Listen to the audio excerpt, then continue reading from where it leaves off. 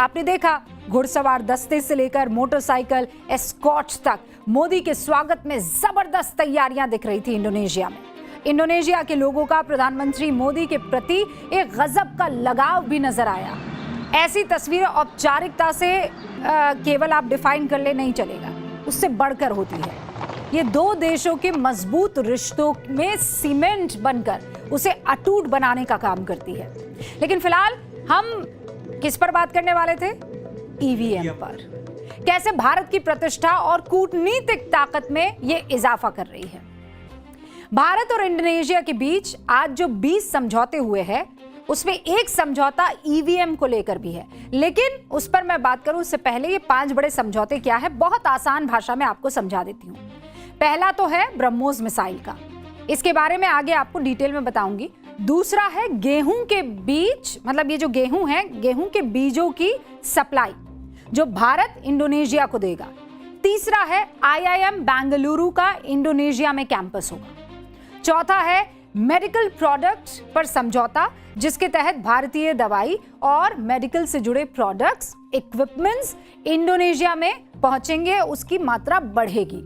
पांचवा बहुत अहम है जिसके बारे में अब बात करनी है, वो है दोनों देशों के चुनाव आयोगों के बीच एमओयू समझौता। इसमें भारत इंडोनेशिया के लिए इलेक्ट्रॉनिक वोटिंग मशीन बनाने में मदद करेगा। एक खास शब्द का इस्तेमाल किया, कोई बता सकता है?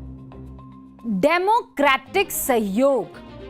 हम डेमोक्रेटिक सहयोग को और मजबूत करने जा रहे हैं। इस शब्द के माने आप समझ रहे हैं? देखिए, आमतौर पर दो देशों के नेता जब किसी मंच पर मिलते हैं तो किसकी बात करते हैं? मोटा मोटी किसकी बात होती है? कारोबार की बात होती है, सैन्य तकनीक की बात होती है, सामरिक दृष्टि से क्या होगा क्या नहीं होगा, समझौते कौन कौन से हैं, बिजनेस क्या है, इसकी बात होती है।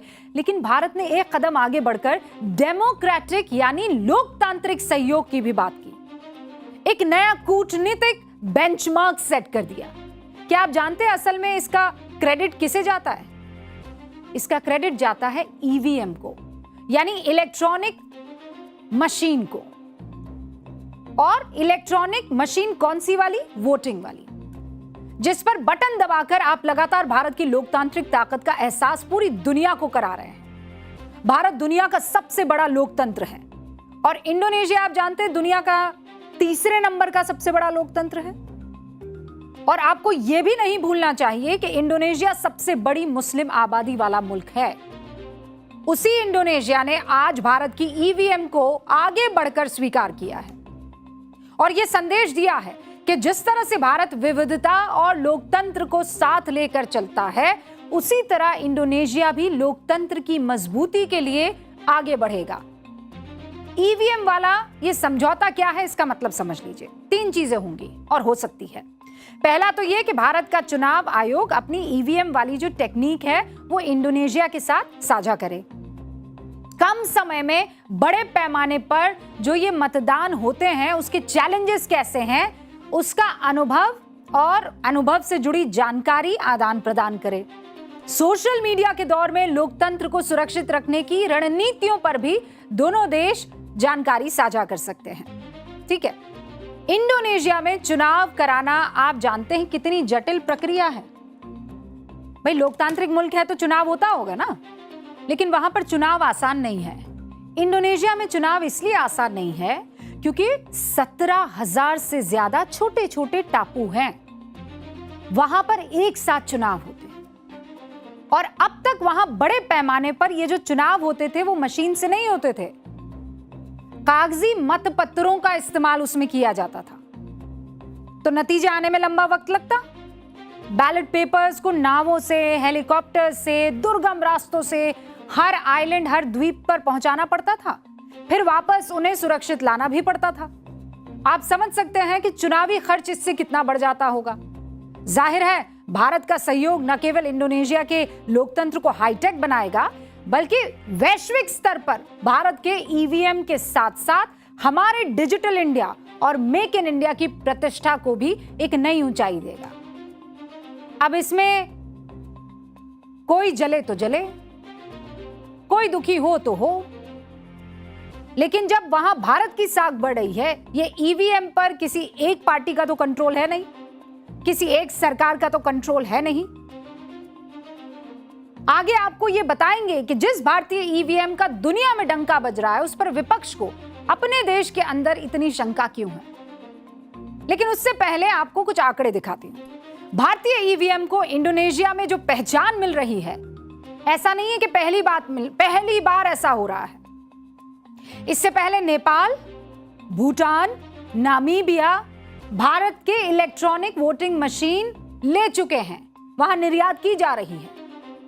अच्छा, फिर Mongolia, Madagascar, Myanmar, Cambodia, Fiji, ये वो देश है जो भारत से वो इंक लगाते ना आप लोग हाथों पर, हम भी लगाते हैं, वो वाली इंक, वो स्याही जो है वो मंगवाते हैं भारत से, जो वोटिंग के दौरान आपकी उंगली पर लगाई जाती है और क्या खूबसूरती से ऐसे दिखाते हुए फोटो खिंचवाते हैं, ऐसे जैसे लोकतंत्र का सबसे महंगा गहना जो है आप ही की उंगली पर आया है, हीरे वाली अंगूठी की तरह। तो ये वो स्याही है जो इन अलग अलग मुल्कों में जाती है। और सिर्फ ये नहीं कि जो इलेक्ट्रॉनिक वोटिंग मशीन है वो जा रही है और स्याही जा रही है, हमारे बहुत सारे अधिकारी, चुनाव आयोग के बहुत सारे जो अधिकारी हैं, कई देशों में जाते हैं, उनको ट्रेनिंग देकर आते हैं।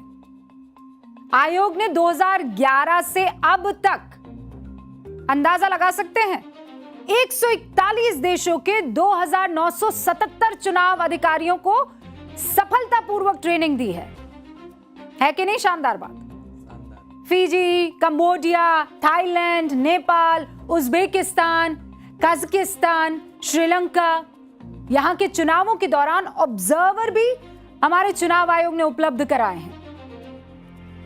अब आपके मन में यह सवाल आएगा, भाई मैडम सब इतना बढ़िया चल रहा है, ईवीएम इतना तगड़ा है, बाकी देश हम पर इतना भरोसा करते हैं, तो फिर यहीं हिंदुस्तान में ईवीएम की इस तकनीक का विरोध क्यों करते हैं? दुनिया के बड़े बड़े मुल्क तो लोकतंत्र की गवाही देनी जब होती है तो बाहें फैलाकर स्वागत करते हैं भारत के इस पूरे के पूरे प्रोसेस का, और उसी ईवीएम पर देश के अंदर विपक्ष के कुछ राजनीतिक दल सवाल उठाते हैं, क्यों? अब ये बात तो सही है। कुछ आरोपों की लिस्ट भी आपके सामने रख देती हूं ताकि आपकी याद ताजा हो जाए। हालांकि मुझे पता है कि आप लोग बड़े इंटेलिजेंट हैं। अलग अलग समय पर अलग अलग विपक्षी दलों ने, कभी कांग्रेस ने, कभी समाजवादी पार्टी ने, कभी तृणमूल कांग्रेस ने, बहुजन समाज पार्टी से लेकर आम आदमी पार्टी ने, जिस किसी ने भी हार का मुंह देखा उसने क्या किया? ईवीएम को आगे लाया। क्या क्या आरोप लगाया उसकी लिस्ट आप देख रहे हैं। कभी कहा गया कि सीक्रेट कोड के जरिए ईवीएम से छेड़छाड़ होती है। कभी आरोप लगा बटन किसी का दबाओ वोट बीजेपी को जाता है। कभी किसी पार्टी ने कहा कि ईवीएम का सिस्टम तो पारदर्शी है ही नहीं। कभी आरोप लगे कि ईवीएम के जरिए वोटों में बड़ी धांधली हो रही है। यह कहकर भी इलेक्ट्रॉनिक वोटिंग मशीन की बदनामी की गई कि एक्सपर्ट की मदद से मशीन की चिप में गड़बड़ी की जाती है ताकि वोट का फायदा मिले। वैसे 2024 के चुनाव के बाद विपक्षी गठबंधन से ही एनसीपी के शरद पवार, नेशनल कॉन्फ्रेंस के फारूक अब्दुल्ला, उमर अब्दुल्ला, कई ऐसे बड़े लीडर थे जिनके सुर बदले क्योंकि जीते। सुप्रियो सुले, उमर अब्दुल्ला ने कहा ईवीएम को लेकर ये दोहरा रवैया ठीक नहीं है कि जीते तो हम, हारे तो ईवीएम, जीते तो हम, हारे तो ईवीएम, ये ठीक नहीं है। ईवीएम जब सही जब आप जीते, और जब आप हार जाएं तो कहें नहीं ये तो गलत है, मैं खेल ही नहीं रहा। साल 2024 में खुद सुप्रीम कोर्ट ने ईवीएम के खिलाफ दायर की गई एक याचिका को खारिज कर दिया था, पता है आपको? और ये कहा कि ऐसा कैसे हो सकता है कि जब आप चुनाव जीतते हैं तो ईवीएम शानदार काम करता है, और जब आप चुनाव हारते हैं तो उसके साथ छेड़खानी हो जाती है। जस्टिस विक्रम नाथ ने वही बात कही जो काफी स्वाभाविक है। सारे तर्कों, आंकड़ों और तस्वीरों को देखते हुए आज मेरे मन में एक विचार आ रहा है। देश की तरक्की में रुचि रखने वाले भारत के हर नागरिक से मैं ये कहना चाहूंगी, हमारे देश में करीब 97 करोड़ मतदाता है। देखा जाए तो दुनिया के किसी भी देश में इतने बड़े पैमाने पर और इतने सॉलिड तरीके से डिजिटल वोटिंग नहीं होती है। अमेरिका जैसे विकसित देश भी मतपत्रों यानी बैलेट पेपर से ही वोटिंग करवाते हैं और जलते हैं हमको देखकर। आज आप कह सकते हैं कि जिस तरह किसी देश के रसूख का या उसके रसूख को उसके पासपोर्ट की रैंकिंग से मापा जाता है, उसी तर्ज पर अगर कभी ईवीएम तकनीक और डेमोक्रेटिक मैनेजमेंट के लिए ग्लोबल इंडेक्स तैयार होगा तो हैरान मत होइएगा, भारत इस ग्लोबल पोलिंग इंडेक्स में अव्वल और टॉप पर होगा। अब आगे बढ़ते हैं, लेकिन रहेंगे वहीं कहां जहां अभी प्रधानमंत्री है। प्रधानमंत्री कहां है? इंडोनेशिया में। इंडोनेशिया और भारत के बीच में जो 5 अहम समझौते वो तो आपको हमने बताए, लेकिन 20 जो समझौते हुए उसमें एक समझौता ऐसा है जिसने कट्टरपंथी लोगों के अंदर बेचैनी की जो मात्रा है ना उसको बढ़ा दिया है, क्योंकि पीएम मोदी ने दुनिया के सबसे बड़े मुस्लिम बहुल देश इंडोनेशिया में वहां के सबसे बड़े हिंदू मंदिर के रेनोवेशन यानी जीर्णोद्धार का वादा कर दिया है। इस मंदिर का नाम जानना चाहेंगे? Yes ma'am. प्रम्बानन मंदिर। क्या नाम है? प्रम्बानन मंदिर। ये इंडोनेशिया में 1000 साल से ज्यादा पुराना मंदिर है और त्रिमूर्ति हमारी यानी ब्रह्मा विष्णु महेश उनको समर्पित मंदिर है। इस मंदिर का एक बड़ा हिस्सा वक्त के साथ जीर्ण शीर्ण हो गया, फिर इसका रेनोवेशन किया जाना था और उसकी जिम्मेदारी पीएम मोदी ने उठाई है। कट्टरपंथियों के दिल का दर्द थोड़ा और बढ़ेगा जब ये बताऊंगी कि पीएम मोदी ने ये जो वादा है कि मैं इसका जीर्णोद्धार करवाऊंगा, इंडोनेशिया के आग्रह पर किया है। दरअसल इंडोनेशिया वो देश है जहां एक तरफ तो इस्लाम की अजान गूंजती है और दूसरी तरफ प्राचीन हिंदू मंदिरों को आध्यात्मिक ऊर्जा का केंद्र माना जाता है। इंडोनेशिया के जितने भी लोग हैं, हिंदू के मुस्लिम, हिंदू मंदिरों को किसी मजहब के चश्मे से वो नहीं देखते हैं, उसे वो अपनी सांस्कृतिक विरासत और सभ्यता की अमूल्य धरोहर के रूप में देखते हैं। यही बात बहुत से लोगों को चुभती है। आपको याद होगा कुछ साल पहले पीएम मोदी की पहल पर यूएई में भव्य हिंदू मंदिर का निर्माण हुआ था। 2019 में पीएम मोदी की यात्रा के बाद 2022 में बहरीन के क्राउन प्रिंस ने हिंदू मंदिर के लिए भूमि दे दी थी। कट्टरपंथियों के तो एकदम सांप लौट जाना ना, वो हो गया था। लेकिन अब मुस्लिम आबादी के लिहाज से दुनिया के सबसे बड़े देश में एक हिंदू मंदिर के जीर्णोद्धार की बात से तो तकलीफ होगी ना। पीएम मोदी कल प्रम्बानन मंदिर को देखने जाएंगे, जहां आपको भारत और इंडोनेशिया के 2000 साल पुराने आध्यात्मिक और सांस्कृतिक रिश्तों की झलक दिखाई देगी। राष्ट्रपति प्रबोवो के साथ मुझे योग्याकार्ता में प्रम्बानन मंदिर के कंजर्वेशन प्रोजेक्ट को लॉन्च करने का सौभाग्य मिलेगा। 1000 वर्ष से भी अधिक पुराना प्रम्बानन मंदिर भारत और इंडोनेशिया की साझा सांस्कृतिक विरासत का प्रतीक है। हमारे इतिहास में साझा संस्कृति है, हमारे वर्तमान में साझा विश्वास है और हमारे भविष्य में साझा समृद्धि है। लेकिन कितनी अजीब बात है कि एक तरफ भारत में ऐसे लोग हैं जो सनातन के प्रचार प्रसार को लेकर पीएम मोदी का विरोध करते हैं, लेकिन दुनिया के सबसे बड़े मुस्लिम मुल्क इंडोनेशिया में अपनी आध्यात्मिक पहचान इसे मान रहे हैं वो तमाम लोग, जबकि बड़ा मुस्लिम मुल्क है। अपने सबसे बड़े हिंदू मंदिर की विरासत को बचाने के लिए वो पीएम मोदी की मदद मांग रहा है मुल्क। इसके बारे में आगे बात करेंगे, लेकिन इस मंदिर के बारे में थोड़ा आपको बताती हूँ। ये जो आपको मंदिर सामने दिखाई दे रहा है, सबसे बड़ा इंडोनेशिया का हिंदू मंदिर है। राजधानी जकार्ता से लगभग 550 किलोमीटर दूर योग्याकार्ता में जावा द्वीप पर है ये। प्रम्बानन मंदिर का निर्माण हुआ था 9वीं शताब्दी में, लगभग 850 ईस्वी में। तो उस हिसाब से ये मंदिर करीब 1175 साल पुराना है। इस मंदिर का निर्माण संजय राजवंश के शासकों ने हिंदू त्रिमूर्ति, कौन सी वाली, ब्रह्मा विष्णु महेश के सम्मान में करवाई थी। बाद में उनके उत्तराधिकारियों, उनमें से एक रकई पिकातन, उनके शासनकाल में इसका विस्तार हुआ। उस दौर में जावा में हिंदू और बौद्ध दोनों राजवंशों का बहुत प्रभाव था। इस पूरे मंदिर परिसर में 240 छोटे छोटे मंदिर है, 8 प्रमुख मंदिर है। सबसे ऊंचा मंदिर भगवान शिव का है जो लगभग 154 फीट ऊंचा है। साल 1991 में यूनेस्को ने इसे वर्ल्ड हेरिटेज साइट घोषित कर दिया था। अब आपको जानकर हैरानी होगी कि इस मंदिर का निर्माण ज्वालामुखी के लावा से निकले पत्थरों से किया गया।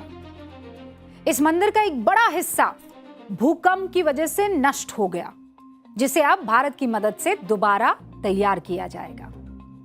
इस मंदिर को और बारीकी से अगर देखेंगे तो इसमें दक्षिण भारत के मंदिरों की आपको साफ झलक दिखाई देगी। भारत की कला और संस्कृति का बहुत गहरा प्रभाव इनमें दिखेगा। आज भी इंडोनेशिया में रामायण और महाभारत का मंचन होता है। एक मुस्लिम देश में भगवान राम और श्री कृष्ण को आदर्श माना जाता है। और सबसे खास बात यह है कि इंडोनेशिया ने अपनी प्राचीन विरासत और संस्कृति को आज भी जिंदा रखा है। ये मजहब के चश्मे से नहीं देखा जाता। यहां पर इंडोनेशिया की पहचान में भारतीय संस्कृति की झलक के ऐसे ऐसे सबूत आज आपको दिखाऊंगी कि आपका दिल खुश हो जाएगा। इंडोनेशियाई नौसेना का आदर्श वाक्य आप जानते हैं क्या है?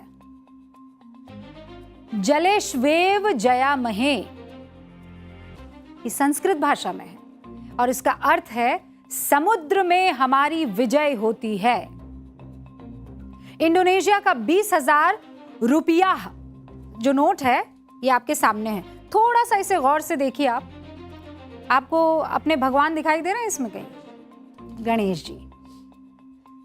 और एक और आपको तस्वीर दिखाई दे रही होगी। 2008 तक तो चलन में ये वाला था जिसमें गणेश जी की तस्वीर दिख रही थी। रुकिए रुकिए, दोबारा पीछे जाइए। हाँ, ये वाली। हाँ रुकिए। नया जो नोट आया है ना, उसमें गरुड़ की तस्वीर आपको दिख रही होगी। ऊपर देख रहे हैं आप? वो गरुड़ की तस्वीर है।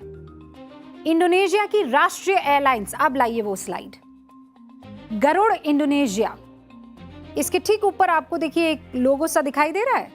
वो गरुड़ भगवान विष्णु का वाहन है। भगवान विष्णु के वाहन गरुड़ की आप उस वक्त तस्वीर देख रहे थे। इंडोनेशिया के शहरों में अर्जुन और श्री कृष्ण की प्रतिमाएं जगह जगह लगी हुई है ताकि पूरे देश में महाभारत और गीता का उपदेश फैलाया जा सके। और हमारे यहाँ सनातन की बात करने पर बहुत लोगों के हप करके मुंह फूल जाते हैं। उनको लगता है कि दूसरे मजहब को डराया जा रहा है, कमतर दिखाया जा रहा है। इंडोनेशिया अपनी आध्यात्मिक और सांस्कृतिक धरोहर का कितना ख्याल रखता है, इससे जुड़ी आपको तस्वीरें दिखाती हूं मैं। ये जो तस्वीर आपको अभी दिखाई दे रही है ना, ये इस्लामिक यूनिवर्सिटी ऑफ इंडोनेशिया की तस्वीर है। बहुत गौर से देखिएगा, बहुत खूबसूरत तस्वीर है। इस देश के मुसलमानों को भी ये तस्वीर देखनी चाहिए और जो मुसलमानों को डराते उनको भी ये तस्वीर देखनी चाहिए। ये इस्लामिक यूनिवर्सिटी ऑफ इंडोनेशिया की तस्वीर है। यहाँ 2010 में खुदाई के दौरान आपको दिखी होगी एक झलक छोटी सी। ये देखिए, भगवान गणेश जी और शिवलिंग की वहां पर मूर्ति दिखी।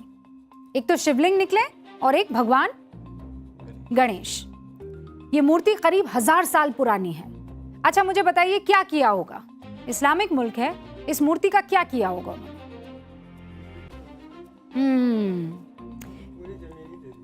पूरी जमीन ही दे दी होगी। मैं बताती हूँ क्या हुआ। इन मूर्तियों के मिलने के बाद इंडोनेशिया की सरकार ने इन्हें अपनी धरोहर का हिस्सा मानकर यूनिवर्सिटी के परिसर में पूरे सम्मान के साथ स्थापित कर दिया। इंडोनेशिया सिर्फ भारत की आध्यात्मिक और सांस्कृतिक विरासत का फॉलोवर नहीं है, वो उसे महसूस करता है, उसे जीता है और बड़े फक्र के साथ। 24 करोड़ जो है वो कलमा गो है, लेकिन भगवान राम को अपना पूजनीय भी मानते हैं। और केवल सांस्कृतिक विरासत के फॉलोवर नहीं है इंडोनेशिया के लोग।